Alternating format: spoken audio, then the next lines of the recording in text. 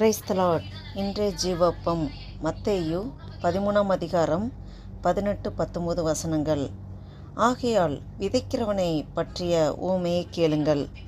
ஒருவன் ராஜ்யத்தின் வசனத்தை கேட்டும் உணராதிருக்கும்போது பொல்லாங்கன் வந்து அவன் இருதயத்தில் விதைக்கப்பட்டதை பறித்து கொள்ளுகிறான். அவனே வழியருகே விதைக்கப்பட்டவன். அதாவது ஆண்டவர் இயேசு கிறிஸ்து விதை பற்றிய உவமைகளை சொல்ல ஆரம்பிக்கிறார்.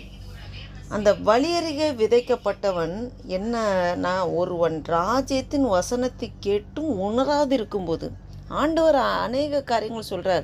ஆண்டவர் வருகை அதிசீக்கிரத்தில் இருக்கும், மனம் திரும்புங்கள், பரலோக ராஜ்யம் சமீபத்திருக்கிறது, இனி காலம் செல்லாது, எல்லாம் அற்புதங்கள் அடையாளங்கள் எல்லாம் நடந்து கொண்டிருக்கிறது, ராஜ்யத்துக்கு விரோதமாக ராஜ்யம், எல்லாம் யுத்தங்கள் செய்திகளும் கேள்விப்படுவீர்கள், எர்த்துக்காக்க வரும், எல்லாம் பூமி எதிர்ச்சி, நிலநடுக்கம், வெள்ளத்தினால் அழிவு, இயற்கையின் சீற்றங்கள் எல்லாம் ஆண்ட வருகைக்கு அடையாளங்கள், மனம் திரும்புங்கள், இனி காலம் செல்லாது என்று அநேக காரியங்கள் சொன்னாலும் உணர்வில்லாமல் இருக்கிற இருதயம், அதுதான் வழியருகே விதைக்கப்பட்ட விதைகள்.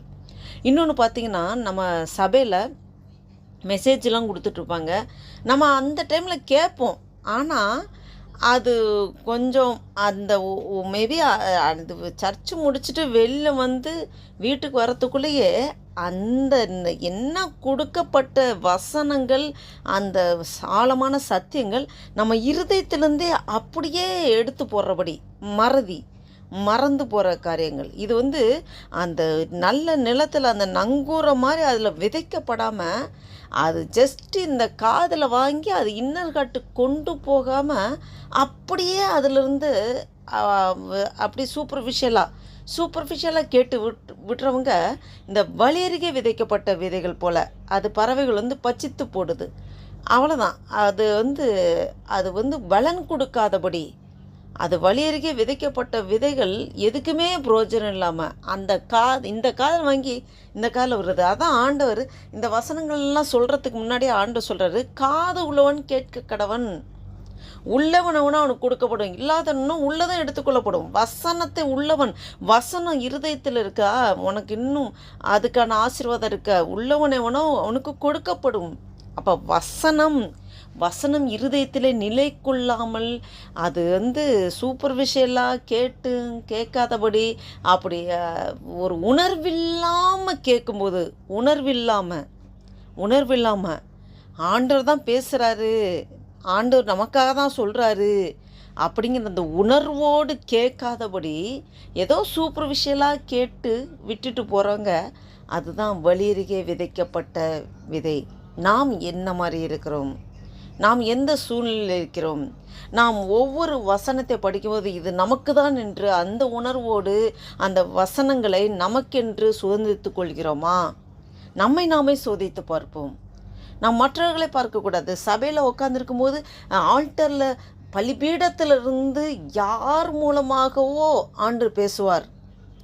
ஆவியானவர் அவர்களை மறைத்து இடைப்பட்டு கொண்டிருக்கிறார். அப்போ அவங்க வந்து நீதியை கொடுத்தும் நியாயத்தை கொடுத்தும் கண்டித்து உணர்த்தலை கொடுத்தும் பரிசுத்த ஆவியானவர் அந்த வசனத்தின் மூலமாக நம்மளோடு இடைப்படும் போது, அது எனக்கு இல்லை மற்றவர்களுக்கு தான் என்று அசால்ட்டாக ரொம்ப கேஷுவலாக ஒரு உணர்வே இல்லாதபடி இருந்தோமானால், அதுதான் வழியருகே விதைக்கப்பட்ட விதைகள். அந்த வசனங்கள் இந்த செவியிலிருந்து வாங்கி இந்த செவிக்கு போயிடும். அது இருதயத்தில் போய் நல்ல நிலத்தில் விழுகாது, அங்கே போய் விதைக்கப்படணும். அந்த இடத்துக்கே போகாமல் இப்படியே சூப்பர்ஃபிஷியலாக இன்னொரு காது வழியாக போயிடும். அதுதான் வழியருகே விதைக்கப்பட்ட விதைகள். நாம் நம்மளை நாமே ஆராய்ந்து பார்ப்போம். நாம் எந்த நிலையில் இருக்கிறோம்? ஆண்டவர் வருகை அதிசீக்கிரத்தில் இருக்குது. நாம் ஆயத்தமாவோமா? ஜெபம் செய்வோம். அல்லேலூயா. நன்றி தகப்பனே, நன்றியோடு துதிக்கிறோம், ஸ்தோத்தரிக்கிறோம். இந்த ஜூலை மாதம் 13ஆம் தேதி 2024 வருஷத்தை காணும்படியாக எங்களுக்கு ஜீவன் தந்திரே, பலன் தந்திரே, சுகம் தந்திரே. நன்றி அப்பா. ஆண்டவரே அப்பா, ஸ்தோத்திரக்கார, பிறந்த நாள் முதல் இந்த நாள் வரை கரம் பிடித்து நடத்தி வந்த தேவனே, நீர் இந்த மட்டும் நடத்தி வருவதற்கு நாங்கள் எம்மாத்திரம் ஆண்டவரே. எங்களை முற்றிலும் முழுதுமாக தாழ்த்துகிறோம், அர்ப்பணிக்கிறோம், ஒப்பு கொடுக்கிறோம் ஆண்டவரே.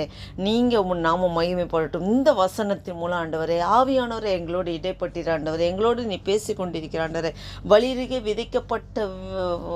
விதைக்கப்பட்டவன் போல ஆண்டவரே, எங்களுடைய வாழ்க்கையில் உம்முடைய வசனம், ஆவிக்குரிய வசனங்களை நாங்கள் ஆண்டவரே வழியருகே விதைக்கப்பட்ட விதை போல இல்லாதபடி ஆண்டவரே அப்பா ஸ்தோத்திர கதை அநேகருக்கு பலன் கொடுக்க முடியாத நல்ல நிலத்தில் விழுந்த விதை போல கணுக்கெடுக்கிற பாத்திரமாக எங்கள் ஒவ்வொருவரையும் மாற்றுங்க அப்பா. அந்த வீடியோவை கேட்டுக்கொண்டிருக்க பார்த்து கொண்டிருக்க ஒவ்வொருவரோடும் நீர் அப்பா ஆண்டவரே ஆவியானவர் இடைப்பட்டு கொண்டிருக்கிறீர். ஸ்தோத்திரம் ஆண்டவர். நன்றி அப்பா. காலை தோறும் உடைய கிருபைகள் புதிதாக இருக்கிறதுன்னு சொல்லியிருக்கிற ஆண்டவரே, இந்த புதிய நாளில் உடைய புதிய கிருபையை பெற்றுக்கொண்டு ஆண்டவரே நாங்கள் ஒவ்வொரு நாளும் எங்களை தற்பரிசோதனை பண்ணி நான் எந்த நிலையில் இருக்கிறேன், நான் வசனத்தின்படி நடக்கிறேனா, வசனத்தின்படி என்னுடைய வாழ்க்கை அமைந்திருக்கிறதா என்று நம்மளை நாமே ஆராய்ந்து பார்த்து நலமான வழியில் நாம் நடப்போமாக. கர்த்தர் உங்கள் ஒவ்வொரு ஆசீர்வதிப்பார். God bless you. ஆமேன், ஆமேன்.